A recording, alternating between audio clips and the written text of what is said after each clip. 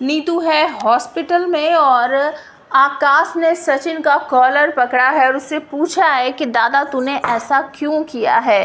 तो सचिन काफ़ी परेशान है और उससे ज़्यादा परेशान है यहाँ पर आकाश, क्योंकि रिया उसका फ़ोन नहीं उठा रही, उससे बात नहीं कर रही है, जिसकी वजह से उसका चेहरा लटका हुआ है और उसके पास अब कोई काम धंधा भी नहीं है। तो सचिन के पास जाकर वो अपने मन की बात बोल रहा होता है कि दादा मुझे कुछ समझ नहीं आ रहा, मैं क्या करे कैसे करे। रिया तो बिल्कुल मुझसे बात ही नहीं करना चाहती, वो मेरे सामने ही नहीं आना चाहती। तो सचिन उसे बोलता, हाँ मेंढक ने तो बिल्कुल हद ही कर दी है, मेरे को भी समझ नहीं आ रहा मैं कैसे तेरी मदद करे, क्या करे, कुछ समझ नहीं आ रहा है।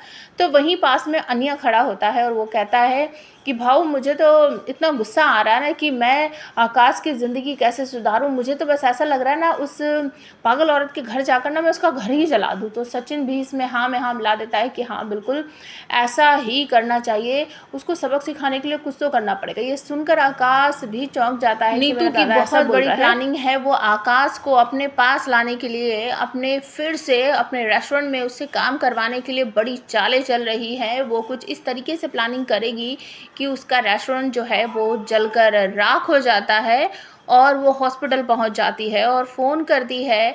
आकाश को जब पता चलता है कि नीतू मैम के साथ ऐसा कुछ हो गया है तो वो तुरंत ही भागा भागा हॉस्पिटल जाएगा और वहां जाकर पता चलेगा कि उसके साथ बहुत गलत हो गया है। वो बहुत कुछ कान भरेगी उसके कि ऐसा हो गया ऐसा हो गया।